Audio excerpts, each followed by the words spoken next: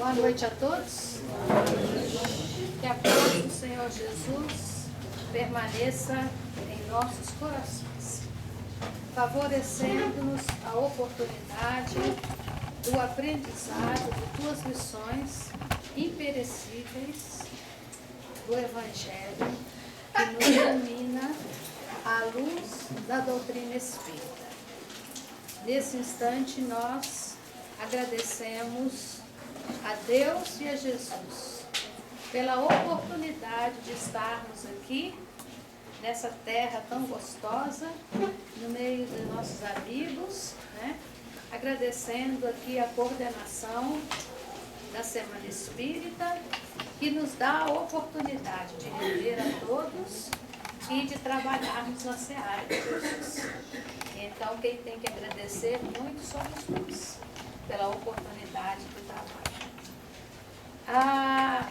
O nosso tema de hoje, em torno do Evangelho de Jesus, é uma reflexão acerca da passagem do livro de João, no capítulo 21, referente a uma das aparições de Jesus aos discípulos, aos apóstolos, após a sua crucificação e ressurreição.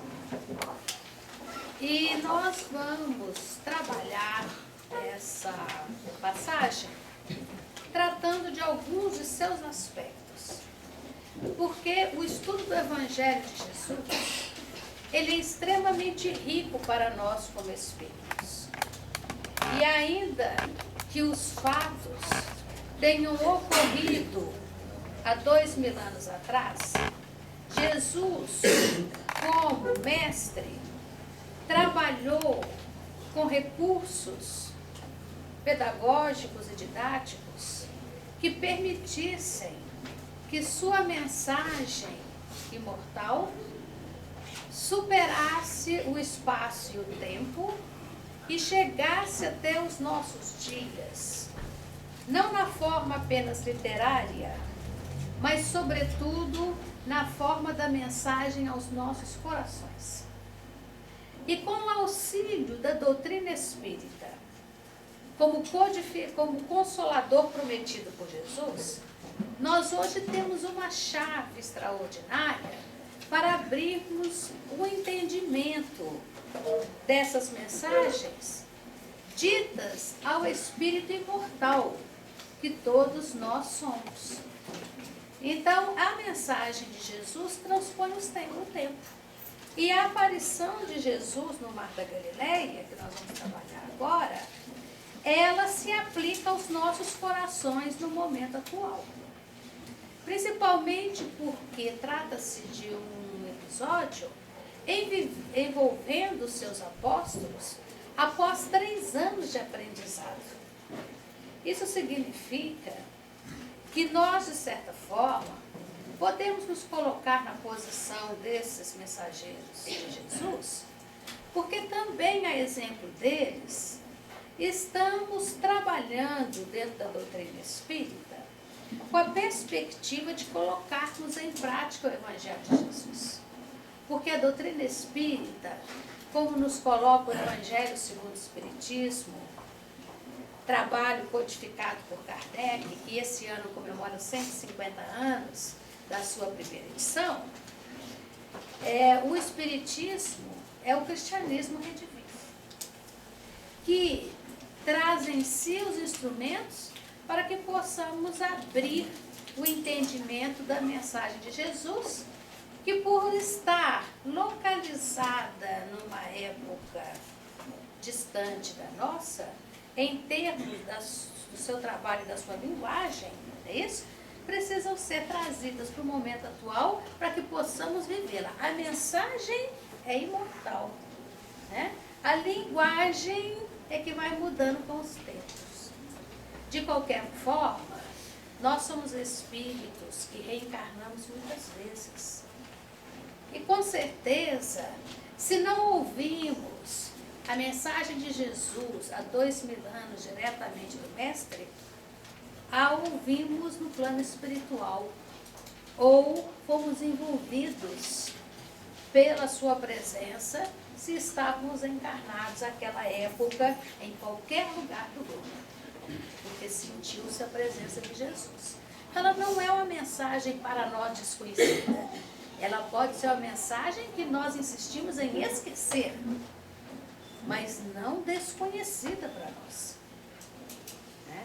E às vezes nós a esquecemos porque não queremos trabalhar na nossa intimidade com o rigor que precisamos para colocá-la em prática. Então nós vamos ler aqui para vocês o texto literal, para a gente poder ver o que nós vamos trabalhar hoje. No capítulo 21, e nós vamos trabalhar apenas até o versículo 14, porque ela é bem longa. Na realidade, é a última passagem do livro de João, já encerrando os 4 evangelhos, né? E vamos abordar alguns aspectos dela, porque não conseguimos abordar todos os aspectos que ela abre para nós no tempo que temos. Teríamos que ter várias reuniões aí para estudar minuciosamente cada aspecto da passagem. Gente, ó, Maria Vilma está nos lembrando aqui atrás, está ouvindo? Está dando para ouvir? Tá tranquilo? Então tá jóia. Qualquer coisa vocês falam aí que a gente aumenta o volume do microfone.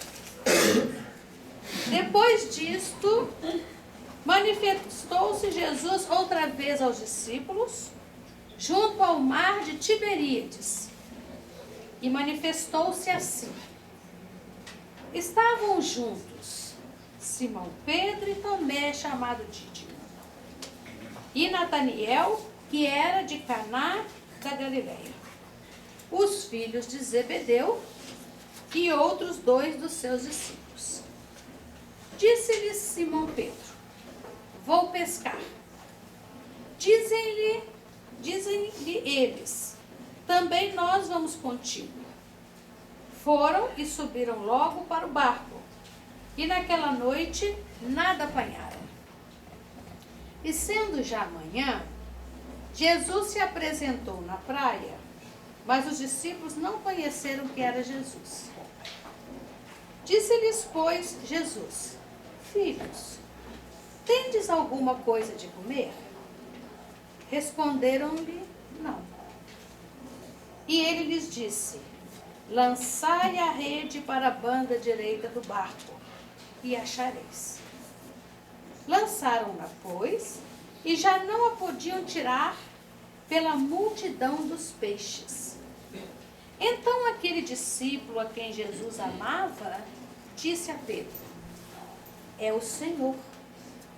E quando Simão Pedro ouviu que era o Senhor, cingiu-se com a túnica porque estava nu e lançou-se ao mar. E os outros discípulos foram com o barco, porque não estavam distantes da terra senão quase 200 côvados, levando a rede cheia de peixes. Logo que desceram para a terra, viram ali brasas e um peixe posto em cima e pão. Disse-lhes Jesus: trazei dos peixes que agora apanhastes. Simão Pedro subiu e puxou a rede para a terra, cheia de 153 grandes peixes. E sendo tantos, não se rompeu a rede. Disse-lhes Jesus: vinde, jantai. E nenhum dos discípulos ousava perguntar-lhe: quem és tu? Sabendo que era o Senhor. Chegou, pois, Jesus e tomou o pão, e deu-lhe e semelhantemente o peixe. E já era a terceira vez que Jesus se manifestava aos seus discípulos, depois de ter ressuscitado dos mortos. Ok? Nós vamos ler até aqui. Não vamos ter condição de analisar cada versículo. Vamos pegar uma linha de trabalho para avaliarmos alguns aspectos. Nós refletimos que essa passagem ela tem muito a ver com todos nós, Porque é exemplo dos discípulos que conviveram com Jesus aprendendo durante 3 anos, sua mensagem, 3 anos documentados no Evangelho. Porque até os 30 nós não sabemos, não temos documentos que detalhem para nós o trabalho de Jesus.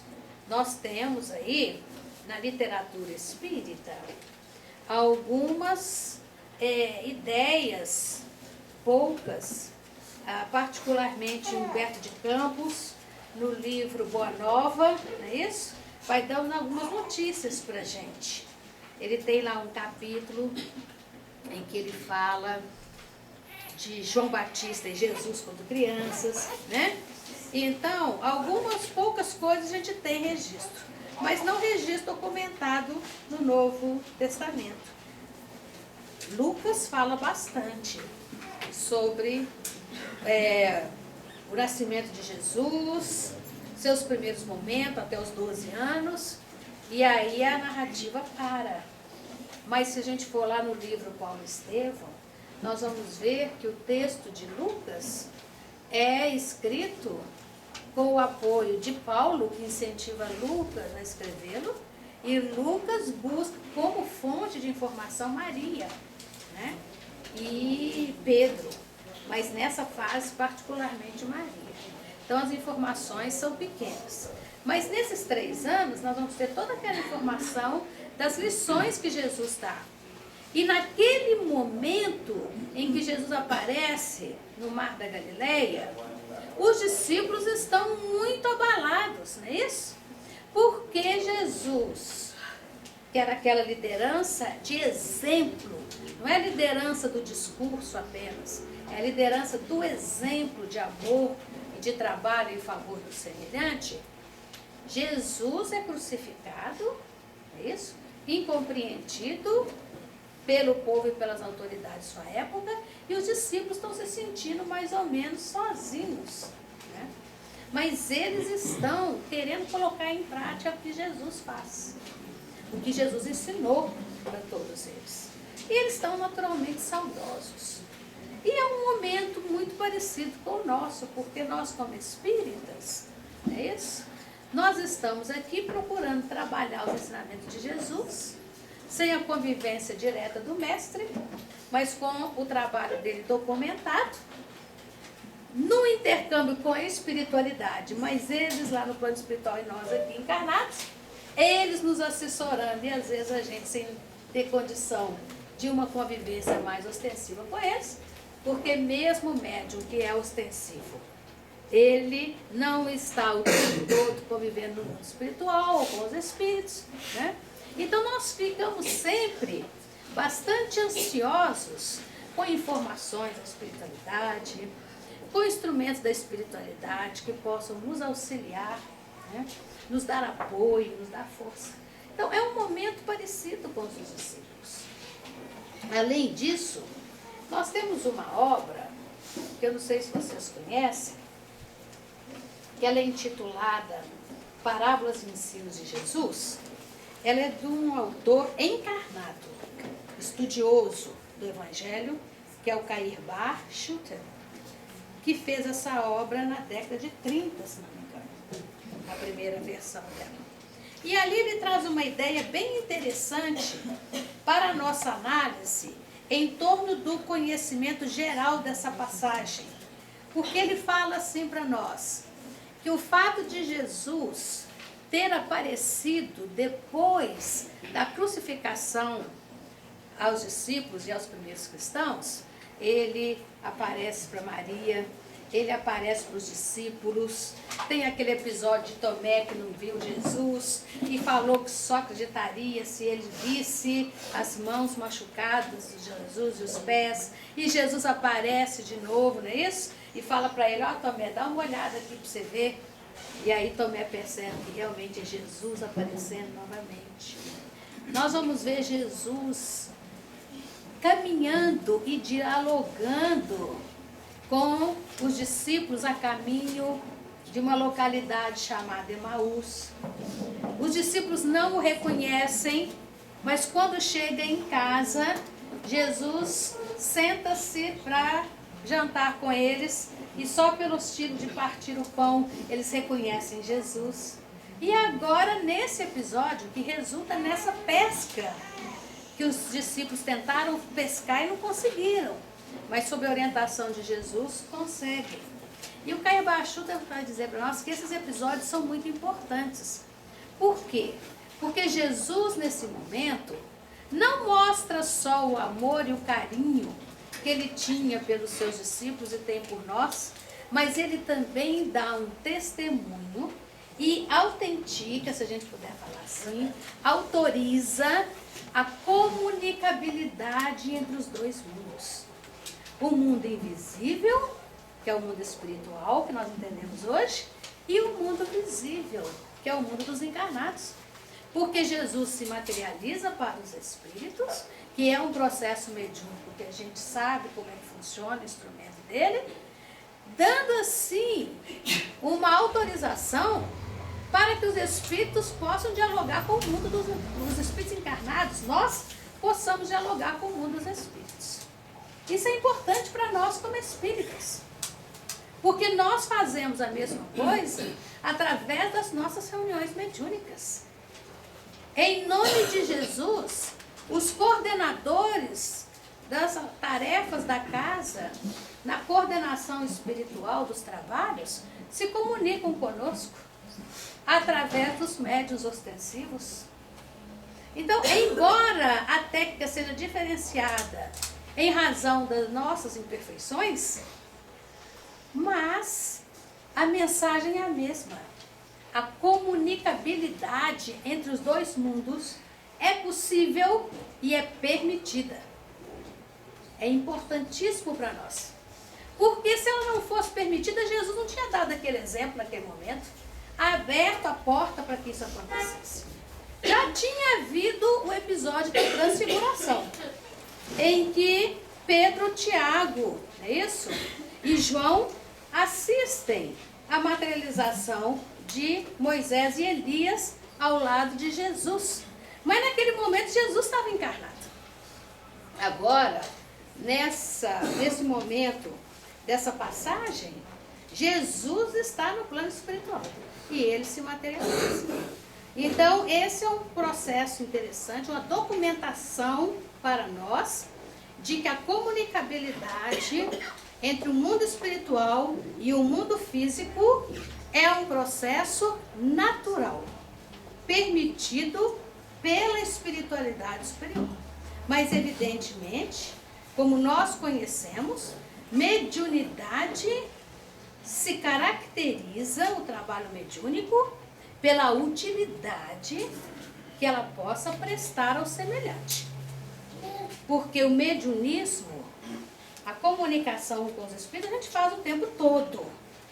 Lá no Livro dos Espíritos vai dizer que os espíritos influenciam de tal forma que, de ordinário, eles nos comandam. Então, isso é um processo natural. Todos nós somos médios e estamos em comunicação com os espíritos o tempo todo. Agora, o processo da comunicação mediúnica, como nós a entendemos, ela tem que ter finalidade. É gratuita e tem que ter objetivo.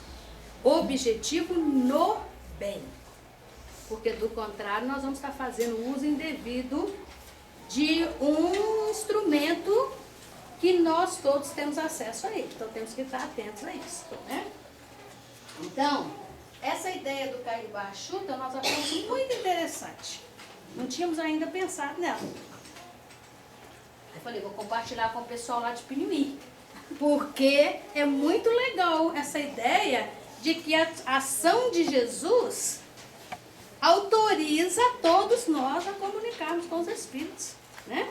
Isso é muito importante para nós que estamos nessa área, né? Essa é a nossa área, né? De trabalho em conjunto com a espiritualidade superior, tá?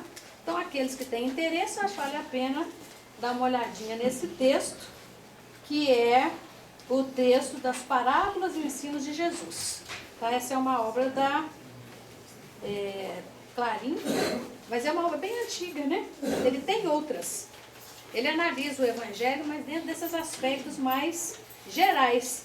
Mas essa ideia eu achei muito legal. Bom, Então, esse é um aspecto que a gente vai observar, interessante quando a gente analisa esse versículo do Evangelho. Depois disto, manifestou-se Jesus outra vez aos discípulos junto ao mar de Tiberíades. Manifestou outra vez. Os Espíritos fazem isso todas as vezes que nós nos preparamos para a visita deles nas nossas reuniões mediúnicas. Manifestam-se constantemente, a exemplo de Jesus. Ok? Bom, vejamos aqui a questão da parábola em si. Da parábola não, desculpa, do fato em si.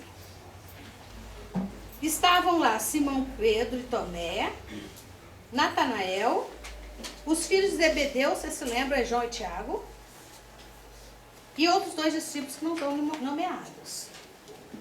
E Simão Pedro já surge nesse momento como uma liderança, né? Jesus não está mais no cenário físico, e Simão Pedro, que é pescador, é a área dele, fala, vou pescar. Aí eles vão pescar e não conseguem pescar nada. Aí de manhã, o pessoal vê uma pessoa na praia que é Jesus. E Jesus fala assim, filhos, já começa por aí. O carinho de Jesus para com os discípulos, como a espiritualidade mostra para conosco o carinho que eles têm. Não é isso? Porque a espiritualidade nos trata como filhos, sempre. Tendes alguma coisa de comer? Jesus usa muito essa tática. Ele sabe que eles vão pescar. Mas é importante que a gente se posicione. Então ele pergunta para nos dar a oportunidade de nos manifestarmos. E eles falam não. O que Jesus diz para eles? Lançai a rede para a banda direita do barco e achareis. Então Jesus dá uma instrução específica para eles. Lança a rede do lado direito do barco, vocês vão achar peixe. Aí nós vamos ver que Emmanuel, no livro Caminho, Verdade e Vida, no capítulo 21, ele trabalha esse versículo de uma forma muito interessante. Ele vai dizer para nós que, figuradamente, nós espíritos humanos somos pescadores.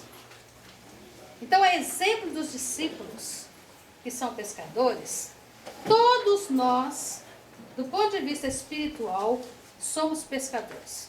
Pescadores de valores espirituais. Todos nós estamos buscando valores. Depende do que eu quero pescar. Não é isso? Cada um vai pescar de acordo com o valor espiritual que cultiva. Então, todos nós estamos na posição de pescadores. Aí ele fala assim, a posição de cada qual é o barco. Porque o barco que leva o pescador, que é o instrumento de transporte do pescador e da sua tarefa, ele pode ser trabalhado na nossa intimidade como a posição evolutiva em que nós estamos. Cada um de nós tem uma história espiritual, porque cada um de nós chegou num certo patamar evolutivo. Nenhum de nós é igual ao outro. Nós fomos criados iguais, mas cada um, pela sua escolha, pelo seu livre-arbítrio, tem o seu percurso espiritual. Então, a posição espiritual em que nós nos encontramos hoje define para nós o momento evolutivo em que nós estamos. Os valores que nós gostaríamos de pescar no mar da vida, que todos nós enfrentamos. Se eu estou dentro de casa, quais são os valores espirituais que, como pescador, na posição de conhecimento espiritual que eu tenho, que eu vou cultivar e que eu vou buscar para pescar? Porque, por exemplo, dentro de uma família, dentro de uma mesma casa, nós temos espíritos diferentes, porém unidos por compromissos comuns. posso estar dentro daquele ambiente como um espírita que está ali trabalhando dentro da doutrina, tentando se transformar, tentando modificar a si mesmo. Então eu estou numa posição, num barco que define a minha posição espiritual, buscando os valores da conquista moral elevada, não é isso? Dos princípios que me dão tranquilidade. Mas eu estou convivendo dentro do meu lar com alguém que até conhece a doutrina espírita, porque às vezes foi educar todo mundo no mesmo ambiente espírita, mas fez a sua escolha e não quer saber de casa espírita. Não quer saber de espiritismo. Não quer saber, na realidade, de religião nenhuma. Ele está lá no barco dele, naquele ponto, naquela sua posição. Quais são os valores espirituais que eu tenho que pescar dentro do lar? São as coisas que eu tenho que pensar, né? Como pescador, no nível de compreensão que eu tenho, tanto dos valores da doutrina espírita, não é isso? No campo da questão dos mecanismos, na questão da filosofia espírita, quanto no campo do cristianismo redivivo, que é o nosso aspecto religioso, nós queremos naturalmente pescar a paz, por exemplo, dentro de casa. Não é isso? Então, se eu estou dentro do lar, que é aquele local onde nós estamos no sentido mais à vontade para sermos o que somos, mas por outro lado, estamos o mais exposto possível, porque quem está convivendo conosco sabe exatamente o que nós somos. Eu posso ser um excelente expositor espírita na casa espírita. Todo mundo pode achar ótimo o que eu estou falando, o que eu conheço, está tudo certo. Mas dentro do lar, me conhecem sobre outros aspectos. Porque ali, determinados aspectos que eu estou lutando para superar e para não deixar que eles venham à tona dentro da casa espírita, dentro do lar o pessoal já conhece há muito tempo. Né? Às vezes, dependendo da situação, eu vou virar e falar assim dentro de casa, gente, vamos ter calma, vai virar um irmão lá e falar assim, logo você que está dizendo de calma, eu te conheço muito bem. Você é uma hora encrenqueira que eu conheço, você está fingindo, você está se representando. Lá na casa espírita você representa, aqui dentro estou dizendo que você não me engana, né? Assim? Já aconteceu isso com vocês? O pessoal falar essas coisas? Porque lá na casa espírita, dentro do lar, é que nós estamos convivendo com aqueles elementos que conhecem bem a nossa intimidade. Que valor que eu vou pescar naquele momento? Como pescador no barco do meu aprendizado dentro do lar. Não é isso? Se ele gritar comigo, o que eu vou fazer? Gritar também? Porque às vezes eu falo assim, olha, meu irmão já gritou comigo, mas eu não deixei por menos. Gritei mais alto que ele. E a gente acha que está abafando. Não é? Mas gritei mesmo, porque comigo é assim. Gritou comigo num tom, eu subo 2 tons. Ou nós vamos pescar o silêncio da prece. Porque às vezes a pessoa está tão agitada que eu até tento conversar. Às vezes funciona. Mas muitas vezes eu vejo que o melhor a fazer é o silêncio da prece. Então são os valores espirituais que, como pescadores, no piso evolutivo em que nós estamos, nós vamos pescar. Perceberam? Que é o que Emmanuel está dizendo. E Emmanuel está dizendo assim, em cada novo dia, o homem se levanta com a sua rede de interesses. Então Emmanuel está dizendo que no caso da pesca, a rede do pescador é para quê? Não é para abrigar os peixes, que são os valores que ele está buscando? A rede do espírito são os nossos interesses. É o foco que nós estamos dando a cada situação.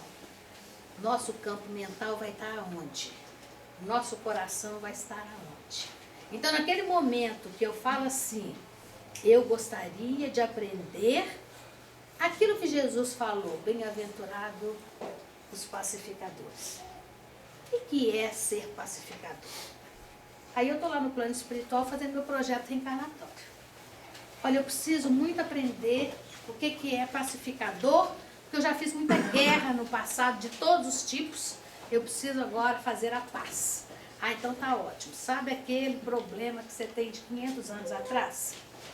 Aquele companheiro lá que você tirou a vida, que você fez a maior confusão, vai reencarnar com você como filho. Você vai devolver a vida para ele. Estou porque você não precisa perder a sua vida só porque tirou a vida de alguém. Você vai devolver a vida para ele. E vai ter esse companheiro dentro de casa te cobrando as coisas. Aí você vai aprender o que é fazer a paz. Porque a gente acha que fazer a paz, não é isso? É a gente ficar pedindo lá, gente, para de brigar no Oriente Médio, para de brigar não sei aonde, para de brigar na rua. Não, fazer a paz começa fazendo paz dentro de casa. Aí eu realmente vou ter que usar, na hora dos conflitos internos dentro da minha casa, eu vou ter que lançar a minha rede de interesses para o lado próprio. Porque Jesus fala assim, lançai a rede para o lado para a banda direita do barco. Qual é a banda direita do barco? Aí nós vamos ficar preocupados. O que é mais importante, direita ou esquerda? Por que Jesus falou direita? Por que ele não falou esquerda? Né? O que ele tem contra os canhotos? Vou falar esquerda. Né? Qual o problema? Não, falou logo a direita. Não, gente. A banda direita do barco, dentro da ótica do espírito imortal, é o foco correto. Tanto faz se é para a direita ou para a esquerda. Mas é o foco adequado. Então, naquele momento do conflito e da dificuldade do lar, qual é o foco adequado que eu vou dar? Eu vou lançar minha rede de interesses onde? Naquele momento eu vou dizer, Senhor, me dai paciência. Então eu vou fazer prece. Aí eu estou aprendendo a ser pacificador. Percebe? Então, quando naquele momento de aflição, os discípulos não pescaram nada que por seus próprios recursos não conseguiram amealhar o que buscavam. Mas sob a orientação de Jesus, lançando a rede de interesses para o foco correto, eles vão jogar a rede para buscar os peixes. E nós, como pescadores, espíritos imortais, nós temos que estar atentos para isso. Nós temos o nosso barco de conhecimento, o nosso barco que representa a nossa história espiritual e temos que manter a nossa rede mental dos interesses daquilo que é importante para nós. Então nós temos que ver o seguinte, eu já tive uma época em outras existências em que a minha rede de interesse era acumular coisas. Então eu tinha que ter a casa mais bonita, de preferência 2 ou 3, porque aí fica mais chique ainda, né? Eu tinha que ter os carros mais importantes, os carros da moda, etc. Hoje eu tenho até recurso para ter 10 casas e 10 carros chiques. Mas é essa a minha rede de interesse agora? É isso que eu quero? Como espírito imortal? Talvez eu chegue à conclusão de que uma casa só resolve o meu problema. Né? Uma casa só, está de bom tamanho, resolveu o meu problema. Aí o outro vira e fala assim, por que você não muda de casa? Com o status que você tem, com o recurso que você tem, você podia estar... Não, aqui está ótimo, eu gosto mais da vizinhança. Mas o seu vizinho vinha te dando problema. Ah, nada, eu aprendo muito com ele. Então são as redes de interesse que Jesus manda focar no lado correto. Ok? Faz sentido aí, gente? É isso mesmo? Podemos prosseguir? Primeiro eu tenho que botar o óculos para olhar minha cola, porque senão eu não enxergo nada. Muito bem. Aí vamos ver o que acontece. Quando Jesus fala com os discípulos, lançai a rede para a banda direita do barco e achareis, o evangelho fala assim, lançaram-na, pois, e já não a podiam tirar pela multidão dos peixes. Certo? Então nós vamos observar o seguinte, que nesse momento os discípulos estão bem afinizados com Jesus. Bem afinizados com ele. Porque Jesus fala, lança a rede, eles já botam o barco no rumo certo, para lançar a rede. Porque já aprenderam com Jesus. Não foi assim 3 anos antes. Porque na realidade, essa é a segunda pesca maravilhosa. Essa pesca ocorre quando Jesus aparece após a crucificação. Mas quando Jesus iniciou o seu ministério público, ele o iniciou também com uma pesca. Porque, na verdade, ele iniciou, segundo João, com as bodas de Caná. Foi o primeiro evento público que ele fez.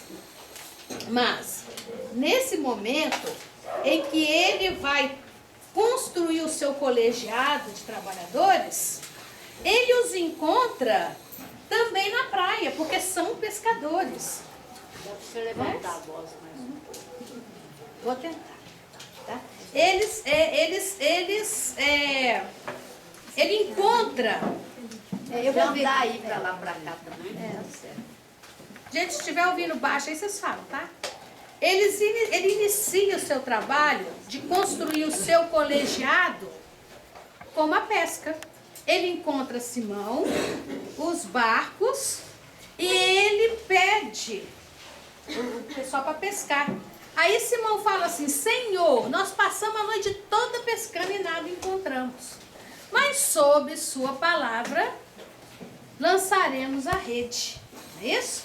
Então, naquele momento, o pessoal vai pescar sem saber muito bem o que está acontecendo. Porque eles estão tendo o primeiro contato com Jesus. Jesus fala para eles assim: afastem um pouco da terra. Ou seja, saia um pouco da rotina, das dificuldades do dia a dia, mentalmente, viu, gente? Não é para fugir de casa, não. Mentalmente. Foge de casa, não, se você mudar de país, você vai levar os problemas tudo junto. Sai de casa, sai da rotina mentalmente, faz a sua prece, se afasta um pouco e lance-se à pescaria.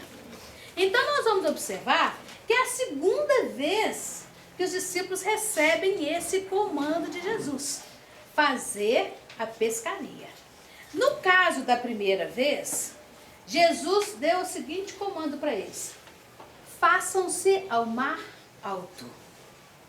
O mar alto representa, e a Emmanuel vai comentar isso para nós, os nossos desafios reencarnatórios.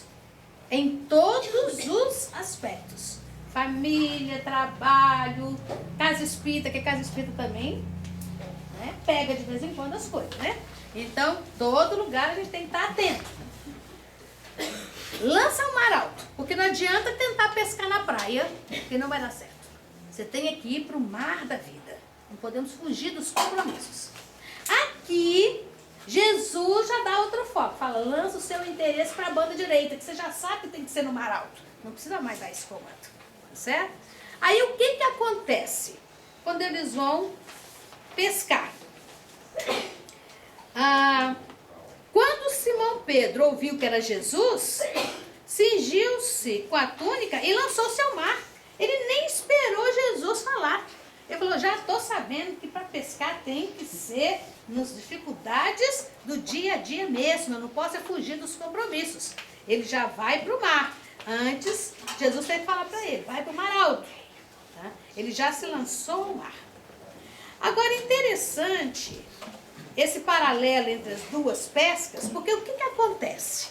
Nas duas pescas... Mari, com licença um pouco. Está pedindo para você ficar ali um pouquinho. Para ficar ali um pouco? É. Eu fico por aqui. Tá bom aqui, gente? Não tem jeito de filmar. Obrigada. Tá. Então, nas duas pescas, gente, o pessoal pescou muitos peixes. Lembram? O que acontece na primeira pesca?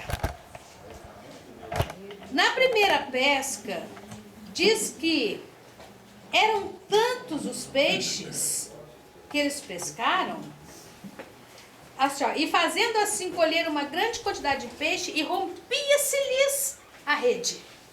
Na primeira pesca. Eles pescaram tanto que começou a sobrar peixe, cair peixe. Eles não conseguiam pegar tudo, porque a rede rompeu-se de tão pesada.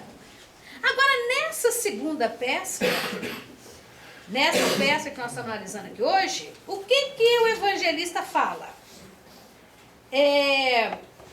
Ele fala assim, deixa eu achar aqui. Sendo tantos peixes, porque aqui na segunda pesca dá o número de peixes, 153, né? Peixes que eles pescaram, mas grandes. Sendo tantos peixes, as redes não se romperam. Olha que coisa interessante. Na primeira pesca romperam-se as redes. Na segunda pesca não se romperam mais. Por que será? Se a gente pensar bem, na primeira pesca, qual que é o nível do barco evolutivo dos discípulos? Aquele do aprendizado que vai entrar em contato com o mestre, vai aprender as lições do mestre, vai colocá-las em prática sob a supervisão do mestre. Então, naquele momento, a rede de interesse deles está focado para o aprendizado. E tem tanta coisa para aprender que as coisas escapolem. Não é isso? É como a gente, quando a gente chega na doutrina espírita. A gente chega cheio de entusiasmo, vamos fazer e vamos que vamos. Mas às vezes tem um monte de coisas que a gente, por mais que estejamos sintonizados com a proposta, sintonizados com Cristo, tem coisas que a gente não consegue entender. Vocês já perceberam isso? Quando a gente entra para a doutrina espírita, quando a gente começa a vivenciar o Evangelho de Jesus, a gente não consegue perceber, por exemplo, por que eu tenho um irmão dentro de casa que, por mais que eu faça as coisas, ele está sempre desconfiado de mim. A gente não se entende de forma alguma. Porque a nossa rede de interesses, ela está focada no trabalho da reconciliação. Mas eu ainda não consegui me doar de tal forma que esses peixes da paciência, da calma, da fé, da esperança, da confiança no outro, da certeza de que o outro vai um dia ter equilíbrio íntimo, que tudo que ele está passando agora é uma fase, ainda que essa fase leve aí 1000, 2000 anos para passar. Porque a gente fala assim, mas fase que eu entendo é aquela que eu estou vendo, né? Porque a gente vira e fala assim, esse irmão ou essa irmã não tem jeito. Pode viver 50 anos que não vai mudar. Pois se eu pensar numa ótica de 80, 90 anos, é possível. Mas isso não é nada para o espírito. Agora, se eu pensar numa ótica de 2000 anos, vai mudar, gente. Não tem como não mudar. Pode demorar, talvez uns 10 mil, mas vai mudar. Todo mundo muda. Então é nessa ótica que eu tenho que pensar. Mas quando eu estou aprendendo isso, as minhas angústias e aflições do dia a dia são tão grandes que eu fico preocupado. Gente, nós vamos desencarnar e não vai resolver o problema. Calma. Vai resolver aos poucos. E nessa segunda pesca, apesar da rede estar cheia, mas dessa vez não escapou peixe nenhum. Porque depois de 3 anos de convivência com Jesus, 3 anos de trabalho, 3 anos de dedicação, vocês se lembram que a didática de Jesus é tão interessante que ele ensina para os discípulos, mas ele manda os discípulos de 2 em 2 praticarem. Na missão lá dos 12, depois na missão dos 70, ó, vocês vão, não é isso? E levem a paz, curem leprosos, não é isso? Não se envolvam com as dificuldades. Onde vocês chegarem e vocês forem bem recebidos, vocês digam, a paz do Senhor esteja aqui. Se não forem bem recebidos, deixa para lá a confusão. Bate a poeira dos sapatos e volta. Eles estão praticando. Então agora, 3 anos depois, a rede de interesse deles está muito mais ampla, percebem? A forma deles viverem e vivenciarem e compreenderem o próximo está muito mais ampliada. Então pode mandar mais peixe, que a rede não se rompe. Porque quando eu tenho um irmão dentro de casa com o qual eu tenho dificuldade, e eu penso que ele é espírito imortal, e que nesse momento é possível que dentro do nosso plano reencarnatório, a proposta foi, você vai só para sensibilizá-lo com seus exemplos? Porque talvez ele não dê conta de fazer mais do que observar os seus exemplos. Vai continuar fazendo as bobagens dele, mas ele está observando. Quando ele chegar no plano espiritual, ele vai falar assim, nossa senhora, eu podia ter aproveitado mais, agora eu preciso ir lá de novo. Já valeu a pena. Percebe? Valeu a pena, porque o seu esforço de dar exemplo sensibilizou o coração de alguém que daqui 1000 anos vai falar assim, nossa senhora, há 1000 anos atrás eu tive uma reencarnação com fulano, agora eu estou entendendo o que ele estava falando. E é isso que é importante, é nós não duvidarmos da capacidade do ser de mudar a sua intimidade em qualquer momento da sua vivência como espírito imortal. Porque cada um dentro do seu barco tem o seu ritmo de trabalho. E o Pai considera todos nós como filhos e nunca abandona ninguém. E a gente pode estar achando que agora nós estamos fazendo muito bonito, porque nós vamos na casa espírita, porque nós fazemos campanha do quilo, porque nós estudamos e tudo mais. Mas não podemos esquecer que é possível que a nossa transformação tenha começado há 1000 anos atrás. E nós levamos 1000 anos para ser convencidos de que precisamos fazer o bem. Nós não sabemos onde nós estávamos há 500, 600, 700 anos atrás. Nós estávamos fazendo o quê? Nós estávamos obrigando os outros a acreditar em Jesus como inquisidor? Era isso que nós estávamos fazendo? Nós estávamos aí a cavalo como cruzado, dizendo, ou você vira cristão, eu corto sua cabeça? Quem desistiu de nós? Deus não desistiu de nós. Nós estamos aqui hoje pela misericórdia divina. E nós não sabemos quantas existências nós tivemos para sermos sensibilizados. E se eu tenho hoje, na minha companhia, quer seja no lar, quer seja no ambiente de trabalho, na sociedade de modo geral, alguém que é recalcitrante, que por mais que você faça, não reconhece o seu esforço de melhoria, é porque agora você está fazendo por ele o que fizeram por você no passado. Você está tentando sensibilizá-lo. Porque é possível que ele precise de 1000 anos para resolver o problema dele. Percebe? E nós estamos iniciando um processo por acréscimo da misericórdia divina. Então é muito interessante, quando a gente analisa essa segunda pesca, sabe, Maria Vilma? A gente comparar essa segunda pesca com a primeira.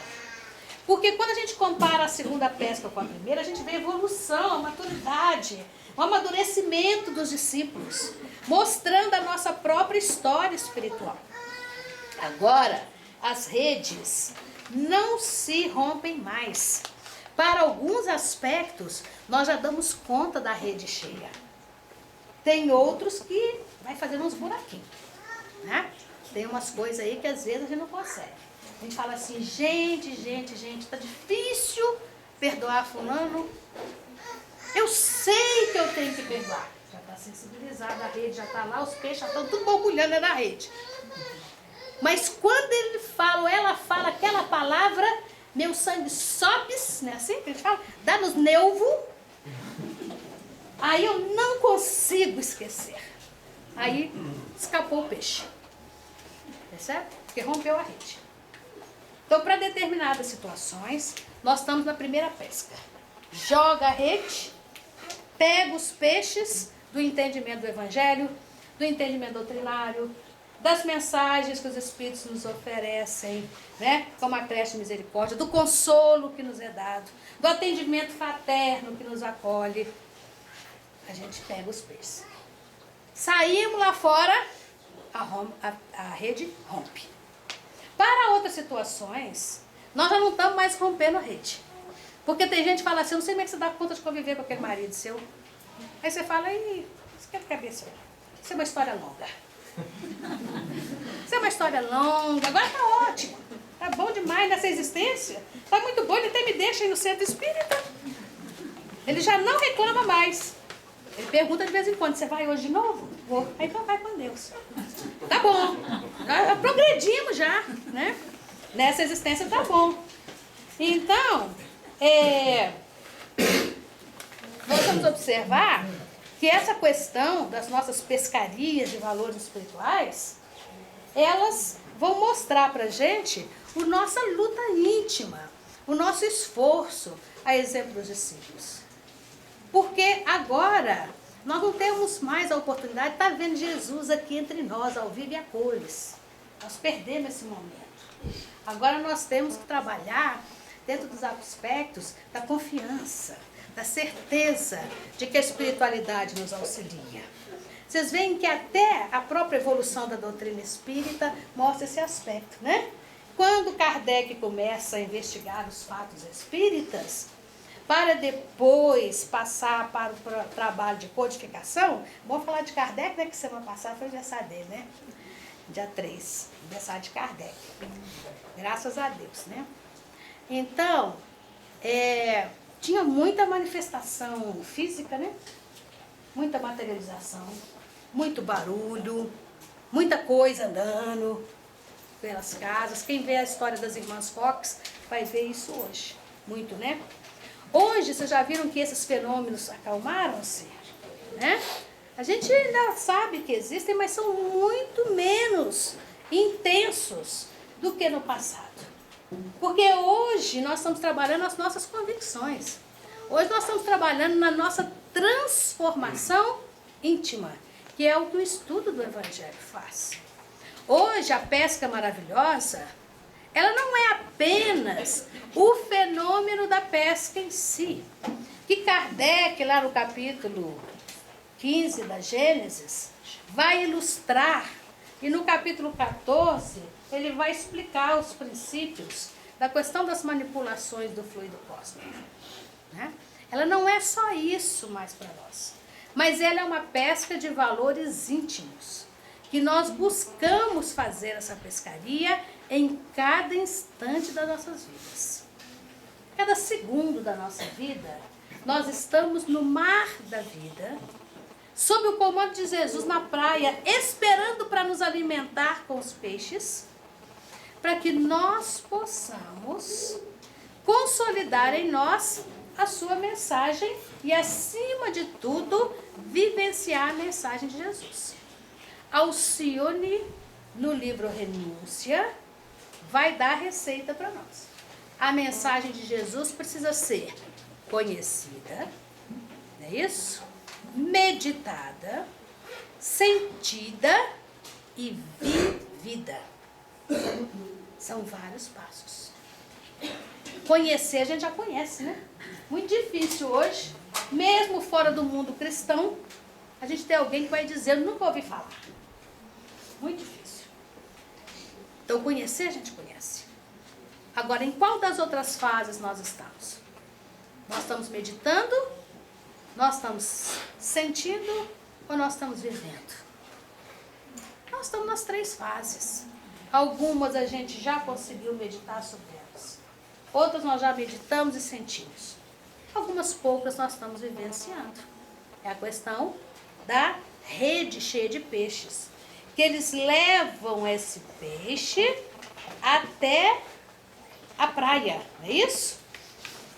Levam esses peixes até a praia, para quando chegarem na praia, se alimentarem com os peixes que Jesus já tem lá, né, na brasa, assando. E aí nós vamos observar 2 aspectos interessantes. Primeiro, que Jesus podia ter resolvido o peixe ali, sem ter que lançar os discípulos para a pescaria. Tanto que ele está lá com a brasa até acesa. Mas ele pergunta, tem peixes? Vocês têm alguma coisa? Porque a dinâmica da vida em favor do espírito em evolução é assim. É importante que nós saibamos o que queremos. E essa pergunta de Jesus é equivalente às perguntas que a vida nos faz em cada instante. Vocês já observaram que às vezes acontece alguma coisa com a gente fala assim, mas engraçado, hoje de manhã, quando eu acordei, eu tinha um sentimento de que alguma coisa ia acontecer nessa área. A gente não fala isso de vez em quando? Ou seja, a vida está falando para a gente assim, olha, fica atento, porque você vai fazer o testemunho. Né? Põe em prática, vive a mensagem de Jesus. Então ela sempre nos pergunta o que nós queremos. Era preciso que Jesus pedisse mesmo aos discípulos que lançassem a rede e que trouxessem os peixes. Mas quem nos alimenta é Jesus.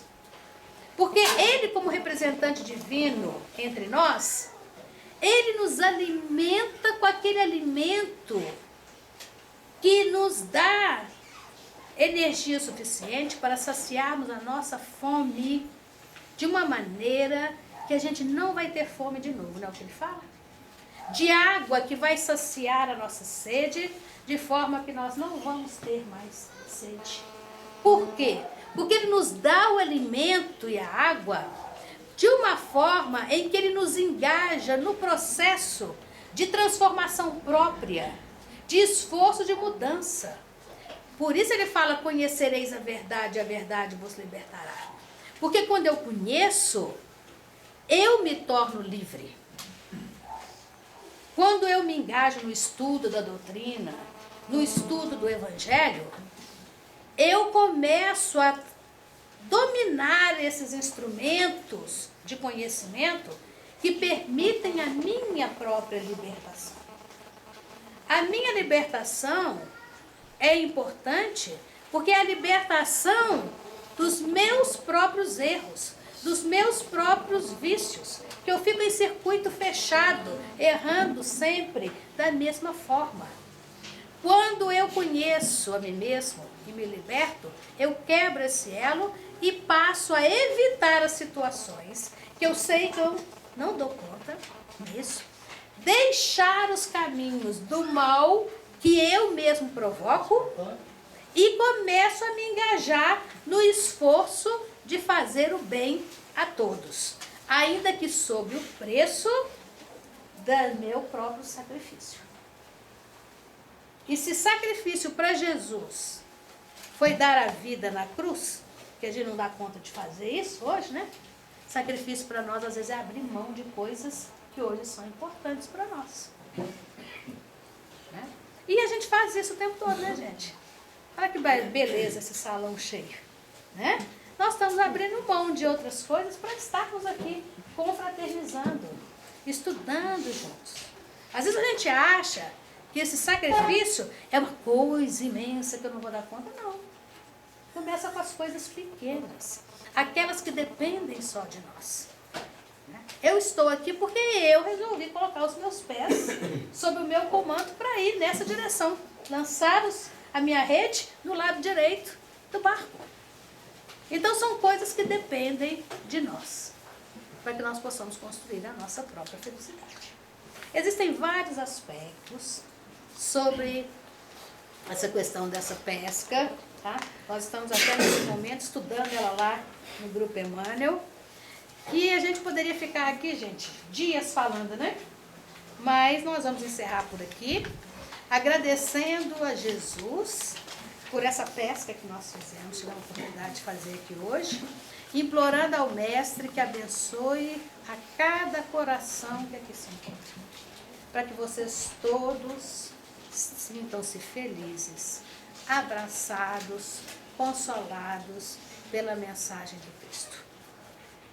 Felizes e esperançosos, porque a gente sabe que nós estamos vivendo momentos de grandes desafios na nossa intimidade, nós mesmos, né?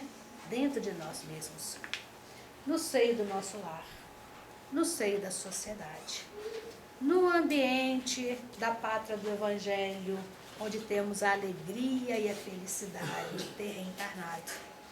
E no mundo como um todo. Somos todos uma família. Né? Então é preciso ter muita esperança.